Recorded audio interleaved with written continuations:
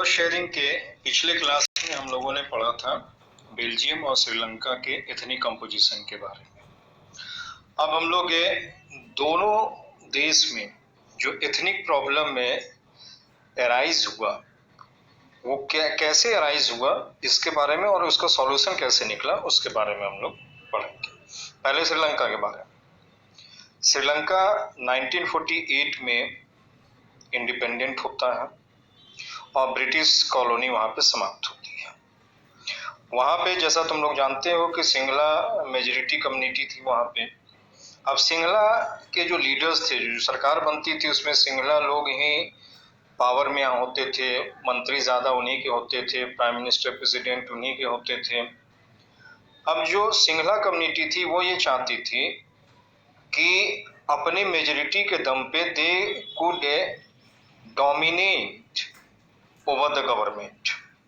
नतीजा ये हुआ कि जब सिंगला मेजॉरिटी कम्युनिटी ने उनके ऊपर प्रेशर बनाना शुरू किया तो गवर्नमेंट जो डेमोक्रेटिकली इलेक्टेड थी, जो डेमोक्रेटिकली इलेक्टेड गवर्नमेंट थी, उसने भी सिंगला सुप्रीमेसी को एस्टेब्लिश करना शुरू कर दिया। और उसके तहत में 1956 में श्रीलंका गवर्नमेंट ने एक एक्ट बनाया। उस एक्ट में उन्होंने 3 काम किए। पहला काम है कि the government recognize Sinhala as the only official language and they disregard Tamil language.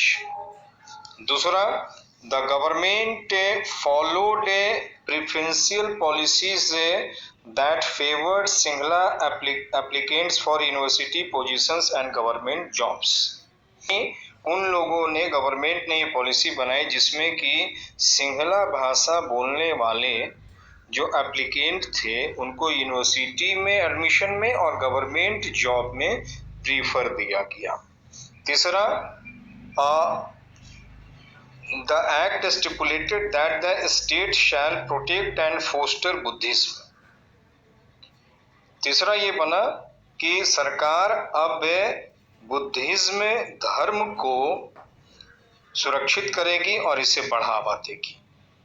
तो ये 3 गवर्नमेंट के द्वारा जो मेजर्स लिए गए, इसने श्रीलंकन तमिल को नाराज किया। दूसरी तरफ में इन 3 चीजों ने सीधे सीधे श्रीलंका के अंदर में मेजोरिटेरियनिज्म गवर्नमेंट का एस्टेब्लिशमेंट किया। मेजोरिटेरियनिज्म का हिंदी मतलब होता है बहुसंख्यकवाद और इंग्लिश में इसका मीनिंग होता है a belief that the majority community should be able to rule a country in which ever way it wants by disregarding the wishes and needs of the minority. यानी ये जो बहुसंख्यकवाद है, इसमें एक ऐसा विश्वास होता है कि मेजॉरिटी कम्युनिटी जो है वह देश के ऊपर में शासन करेगी जैसा वो चाहती है और वह जो माइनॉरिटी कम्युनिटी है उनकी इच्छा का, उनकी जरूरत को दरकिनार करेगी। इसी को बहुसंख्यकवाद कहा जाता है। खैर, अब जब ये बहुसंख्यकवाद श्रीलंका में लागू हो गया तो जाहिर बात है कि जो माइनॉरिटी श्रीलंकन तमिल थे उनके अंदर में एक नाराजगी पैदा हुई और उनको ऐसा लगने लगा कि बुद्धिस्ट सिंगला लीडर से वो अपने लैंग्वेज और कल्चर के प्रति तो सेंसिटिव है, लेकिन जो गवर्नमेंट, जो इलेक्टेड गवर्नमेंट है और उसको सब लोगों ने वोट किया है, उसने इक्वल पॉलिटिकल राइट्स से तमिल को नहीं दिया। तमिलों के प्रति वो डिस्क्रिमिनेट हो गई। उसने तमिलों के अपॉर्चुनिटी को, उसके इंटरेस्ट को इग्नोर किया। नतीजा क्या हुआ कि तमिल और श्रीलंका कम्युनिटी के बीच में तनाव पैदा हो गया। अब इसके बाद में श्रीलंकन तमिल्स ने अपनी अलग पार्टीज एस्टेब्लिश कर दी and now they started to demand. अब उन लोगों ने अपना डिमांड रख दिया। डिमांड क्या था? पहला डिमांड था कि तमिल एज ऑफिशियल लैंग्वेज, यानी तमिल को आप ऑफिशियल लैंग्वेज बनाइए। दूसरा था रीजनल ऑटोनॉमी, यानी स्थानीय स्तर पे आप मुझे ज्यादा स्वतंत्रता दीजिए, इंडिपेंडेंट मत कीजिए, लेकिन अब मुझे पहले की तुलना में ज्यादा आजादी दीजिए। And third one was equality of opportunity in securing education and job, कि जॉब है और एजुकेशन लेने में उस कम्युनिटी को भी अवसर की समानता मिले, इक्वालिटी ऑफ अपॉर्चुनिटी उनको भी मिले।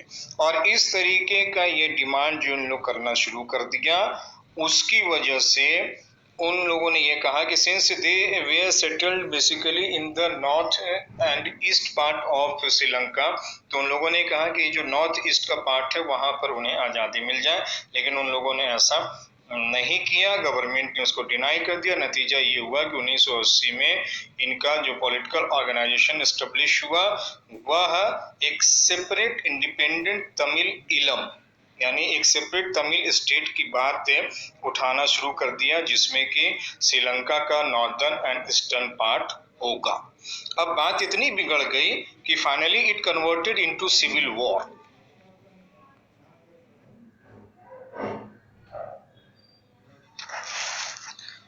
तो अब तमिलों और सिंगलास के बीच में सिविल वॉर की शुरुआत हो गई।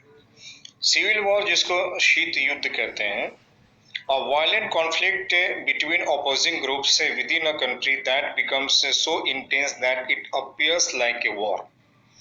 यानी सिविल वॉर उसको कहते हैं जब देश की सीमा के अंदर में अलग अलग ग्रुप्स के बीच में इतना वायलेंट कॉन्फ्लिक्ट शुरू हो जाता है जो कि एक युद्ध की तरह दिखता है, उसको सिविल वॉर कहा जाता है।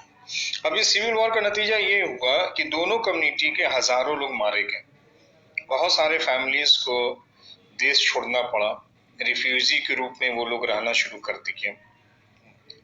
और श्रीलंका जो कि इकोनॉमिक डेवलपमेंट में काफ़ी अच्छा है, एजुकेशन में काफ़ी अच्छा, हेल्थ में काफ़ी अच्छा है, लेकिन इस 30 साल तक उसका जो ये सिविल वॉर चला उसकी वजह से उसको सोशल, कल्चर, इकोनॉमिक के लाइफ जो उस देश का था वो सेटबैक में किया, उसको बहुत बड़ा झटका लगा।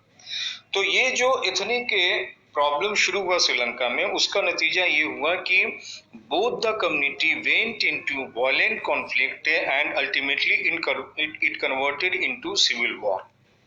यही समस्या जो बेल्जियम के अंदर में थी उसका कैसे हुआ। तो अब ये टॉपिक है एकोमोडेशन इन बेल्जियम, यानी बेल्जियम ने अपनी समस्याओं का समाधान कैसे किया।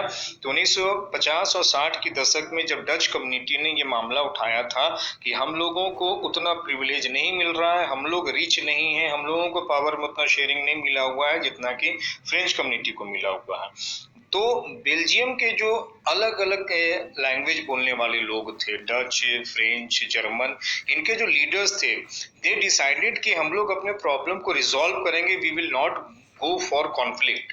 इसी के लिए वो लोग आपस में बैठे और 1970 से लेकर के 1993 तक बेल्जियम के कॉन्स्टिट्यूशन में 4 बार अमेंडमेंट किया गया, 4 बार अमेंडमेंट किया गया और एक अरेंजमेंट निकाला गया तीनों कम्युनिटी बैठ करके, और फाइनली वो जो निकल करके आया that is known as the Belgian model.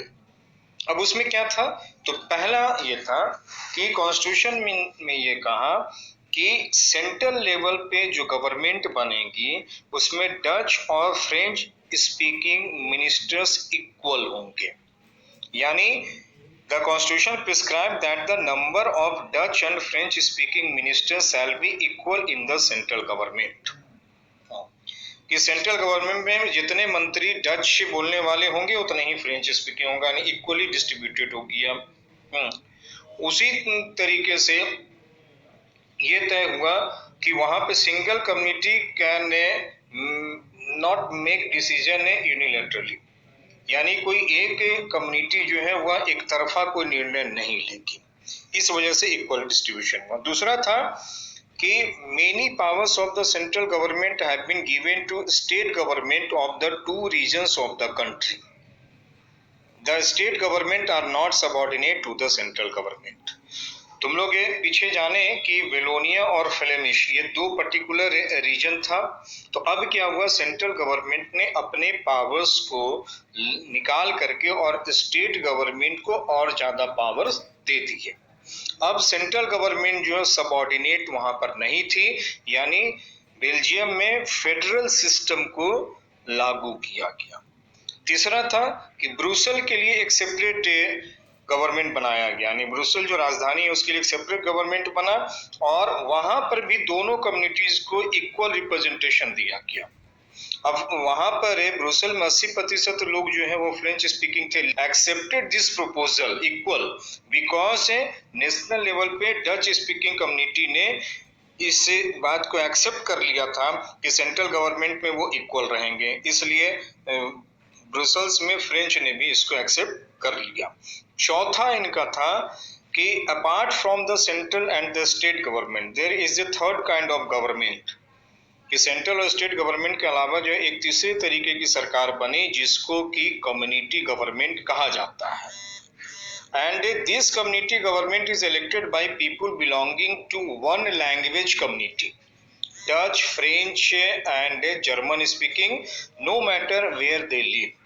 यानी ये जो कम्युनिटी गवर्नमेंट बनी उसमें हर लैंग्वेज के लोग थे, डच, फ्रेंच और जर्मन बोलने वाले तीनों लोग थे। और इस गवर्नमेंट को पावर दिया गया regarding culture, educational and language related issues, यानी ये सरकार जो है वो कल्चर, एजुकेशनल और लैंग्वेज से संबंध में कोई भी कानून बना सकती है। And this is the best method which Belgian people gave to the world. और ये सॉल्यूशन वो निकाल करके लाए जिसका नतीजा ये हुआ कि यूरोपियन यूनियन जब बना यूरोप में तो उन्होंने ब्रुसेल को ही हेडक्वार्टर चुना, केवल इसलिए कि उसने ऐसा कम्युनिटी का एथनिक कॉन्फ्लिक्ट का सॉल्यूशन निकाला जो इससे पहले कहीं भी नहीं था। इन दो कहानियों से हम लोग क्या सीखे? बोथ आर डेमोक्रेसीज, दोनों लोकतांत्रिक देश हैं, लेकिन जब पावर शेयरिंग जैसे प्रॉब्लम को सॉल्व करने की बारी आई तो दोनों का अप्रोच अलग अलग दिखा। बेल्जियम में leaders have realised that the unity of the country is possible only by respecting the feelings and interest of different communities and regions.